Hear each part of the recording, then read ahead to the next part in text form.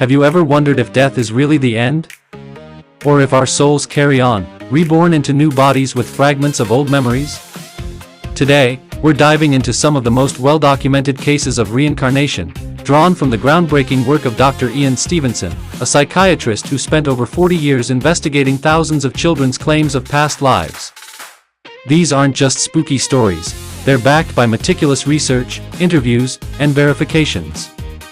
But we'll also touch on the skeptic side because, let's face it, this stuff challenges everything we think we know about reality. Stick around, because by the end, you might question your own beliefs. If you're new here, hit that subscribe button and let's get into it. Dr. Ian Stevenson wasn't some fringe mystic. He was a respected academic at the University of Virginia, trained in psychiatry and biochemistry. Starting in the 1960s, he collected over 3,000 cases of children, usually between ages 2 and 5, who spontaneously recalled details of previous lives.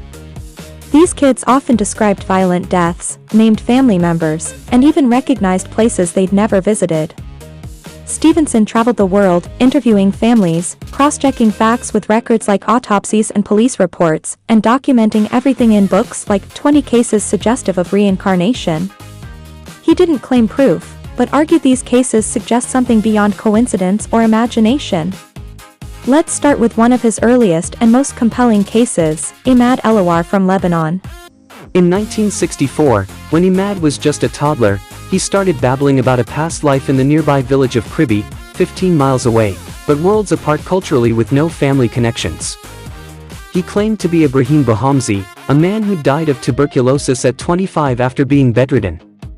Imad described Ibrahim's beautiful mistress named Jamila, a truck accident that killed his cousin, specific guns for hunting, a house with 2 wells and an unfinished garden, and even vehicles like a yellow car, bus, and truck.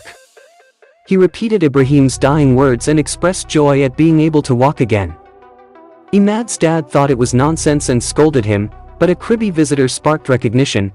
Imad spotted him on the street and called him by name. Stevenson arrived before full verification, noting no prior contact between families. When taken to Kribi, Imad navigated to Ibrahim's house, identified relatives correctly, hugging one as his brother, and pointed out changes since Ibrahim's death in 1958, just 9 years before Imad's birth. Family mix-ups, like confusing names, actually strengthened the case, suggesting no coaching. Skeptics point out possible subconscious cues or coincidence, but Stevenson verified 51 statements, with 44 matching perfectly. Take Shanai Kumalewong from Thailand. Born in 1968 with 2 distinct birthmarks, one on the back of his head, another on the front, this boy started talking at age 3 about being a schoolteacher named Bua Kai Lanak, shot dead while biking to work. He begged his parents to take him to Bua Kai's village, naming his real parents and daughters. When they finally went, Shanai led them straight to Bua Kai's house, unvisited before, and embraced the widow as his wife, scolding her for remarrying. He recognized Bua Kai's daughters, even teasing one about a mole. Stevenson investigated in the 1980s, obtaining Bua Kai's autopsy report, gunshot entry at the back of the head, exit at the front, exactly matching Shanai's birthmarks. Hospital records confirmed the marks were present at birth. Shanai also had a phobia of guns and knew intimate details only Bua Kai's family could confirm. Critics argue cryptomnesia, forgotten overheard stories, but no link between families existed, and the details were too specific. Now, let's head to Sri Lanka for a case blending memory and phobia.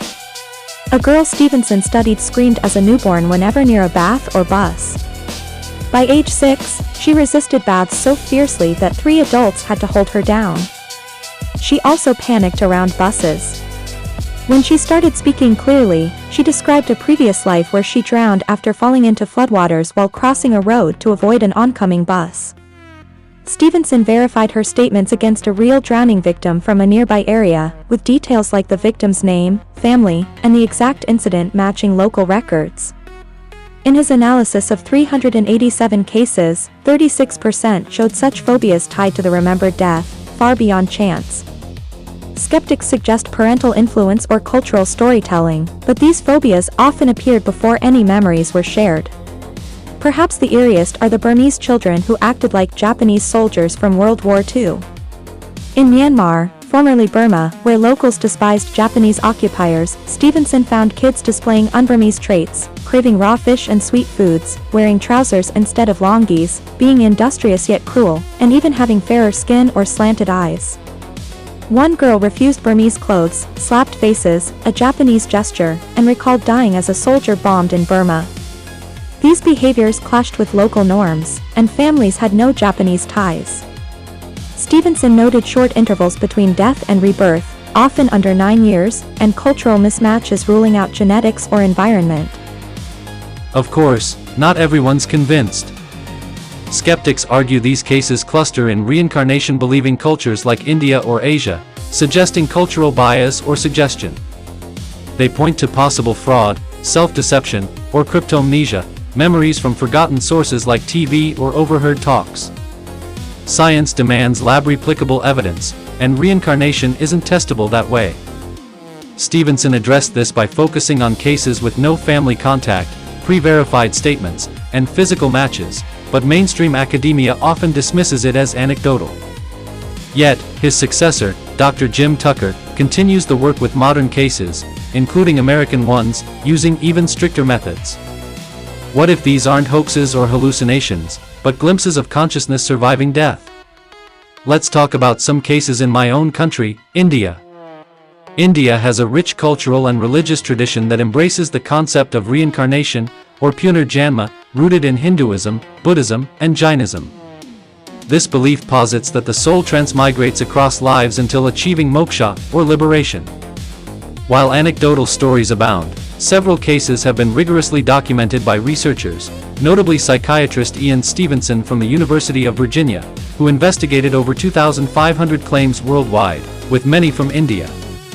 Stevenson's work emphasized verifiable statements, birthmarks matching past life wounds, and behavioral traits, often in children under 5. Though controversial, these cases challenge materialist views of consciousness, with skeptics attributing them to cryptomnesia, fraud, or cultural suggestion.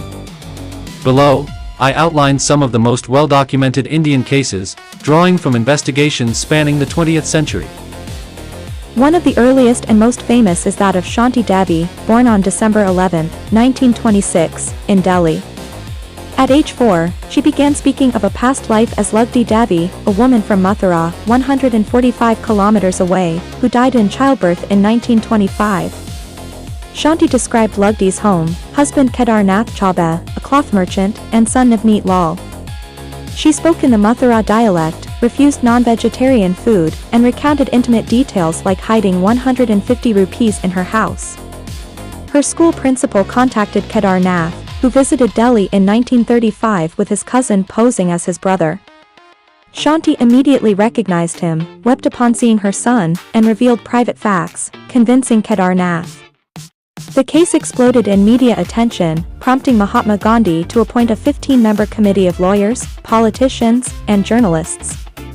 On November 24, 1935, they accompanied Shanti to Mathura, where she navigated the town, identified relatives, and pointed to the hidden money spot. Kedar Nath admitted removing it post-Lugdi's death. The 1936 report affirmed her claims, concluding she was Lugdi reborn. Stevenson later interviewed survivors, verifying 24 accurate statements. Swedish researcher Sture Lannerstrand, initially skeptical, documented it in his 1994 book I Have Lived Before, calling it the only fully proven reincarnation case. Shanti lived unmarried, passing in 1987, her story enduring as a benchmark. Another compelling case is Swarnlata Mishra, born March 2, 1948, in Shahpur, Madhya Pradesh. At age 3, while passing through Kutni, 170 kilometers away, she directed her father to her house and suggested better tea nearby. She claimed to be Bia Pudak, who died in 1939 from heart issues after throat treatment. Swarnlata provided over 50 details: Bia's White House with black barred doors, stone floors, 4 rooms, a railway view, and lime furnaces outside. She named Bia's husband Chintamani Pandey, sons Murli and Naresh, and brothers. From age 5, she sang and danced in Bengali, a language unknown to her, recalling an intermediate life as Kamlesh in Sylhet, now Bangladesh, dying at 9. In 1959, parapsychologist H.N. Banerjee verified 9 house details pre-contact.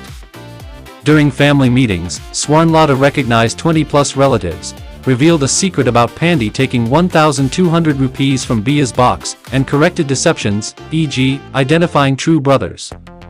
She acted bashfully toward her husband and motherly to her sons.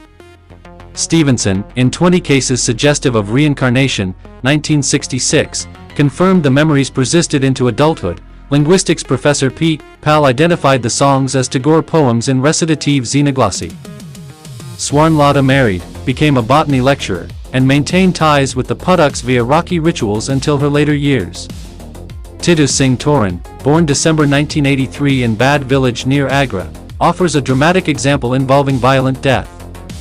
From 18 months, he insisted he was Suresh Varma, a radio shop owner in Agra murdered by gunshot on August 28, 1983.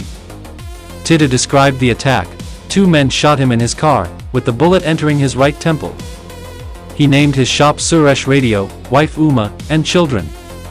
Birthmarks on his temple and skull matched Suresh's autopsy wounds. In 1987, his family contacted the Varmas. Tidhu recognized Uma and kids, operated the shop's tape deck untaught, and drove a car like Suresh. He exhibited Suresh's temper and dominance. Stevenson and Antonia Mills investigated, noting the birth timeline overlap. Tidhu, born months before Suresh's death, suggested soul replacement after Tidhu's early illness. Featured in BBC's 1990 documentary, the case highlights physical correspondences.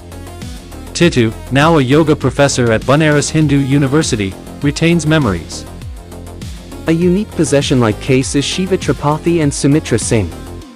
Shiva, a 22-year-old Brahmin from Etava, died suspiciously on May 18, 1985, possibly murdered by in-laws.